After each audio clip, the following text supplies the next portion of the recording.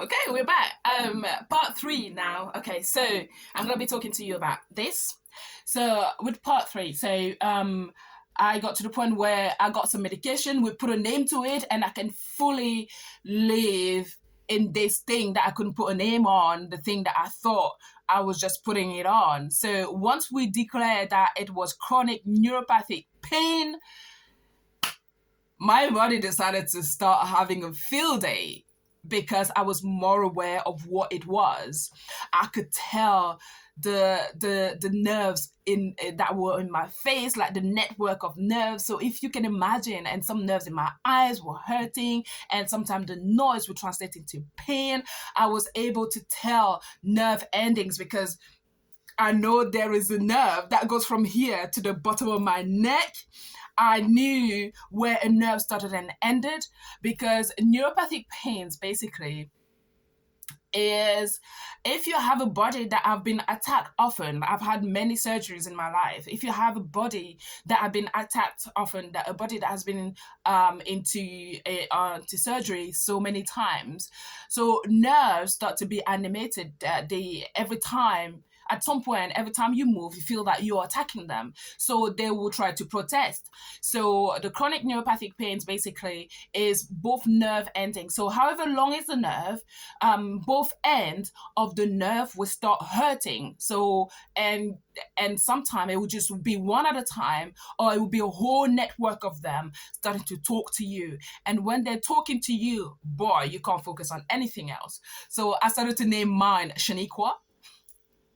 Sorry for all the Shaniquas out there, but I name my neuropathic nerve pains her because for me she was like a cantankerous woman who is never at rest, a neighbor that never shuts up at any time of the night. So at that point, that's when God became my best friends because people were tired of hearing me talking about this thing. Of course, people get tired. They don't understand. They're looking at you. You have a disability, but they can't see the disability. So it becomes really difficult to explain. Only three friends really remained because they fully understood it. And some of them, when I saw them in the street, I needed a hug. They knew that it wasn't a hug. It was me trying to lean so that my nerves can relax a bit. And the fetal position used to be able to relax me. So I call my nerves gremlins as well because every time I had to lie down, it felt like they all swooped to one space to rest up. And basically, they wanted me to be in a resting position all the time. And as soon as I was moved, they would start talking to me in every direction. It was a really challenging period, and we started taking medication for that. I was trial many medication, including Lyrica didn't work. Lyrica gave me an allergy, and I wasn't able to taste anything for weeks and weeks. And then we started on gabapentin and codeine. I ended up on the highest dose of gabapentin that can be, plus codeine. So most of the time I was drugged up. I was very slow. So I was doing a lot of things very slowly. At work I was slow and ended up doing a lot of overtime. So but fast forward, I took this medication for about 5 years, and God is so good that right now where I stand, gabapentin is out of my life. I'm having a better quality of life, and my neuropathic pains have dwindled down.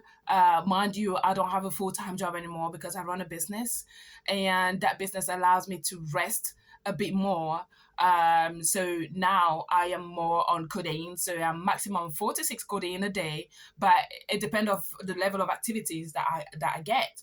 So and a disability can be visible or invisible. So don't just assume that just because somebody stands in front of you, they don't have a disability. That was having an invisible disability is even worse because people see you behave in a certain way. I ended up sometime sitting down on the floor of a supermarket because my body was just refusing to move. When it was fed up, it was fed up. And if you looked at me in the face, you will see like tears streaming down. And even today, I still can't walk with somebody going somewhere because they will be walking too fast. And I need to always, I'm still in the place where I still need to listen to my body when I'm walking anywhere, take my time and not rush too much. So I do a lot of things very slowly. But it taught me a lesson. It taught me, now that I'm much better than I was before. It taught me to be able to spot people with neuropathic pains in the street and being able to help them. Like, I help them carry their bag, and I chat with them for a second, because one thing about neuropathic pains is that it's so incomprehensible that sometimes you can be among people, even in your own family house, that don't understand it. But when you meet somebody with whom you can talk about it, it makes such a difference. It makes such a difference. So, if ever you're in the UK and you see people wearing this and you can't see their disability, don't assume that they don't have one, because this was a necklace that was created for people with visible and invisible disabilities. And this is mainly to signify in public transport and in supermarket that this person might have something going on with them. So if they're behaving differently, it's not because they're weird, it's because there's something going on. So yeah, there you go. Maybe I will have time to tell you about the other disability that is more physical, but yeah, so hopefully you get to understand a bit of that. If you have any questions, please do not hesitate to ask. Thank you for watching.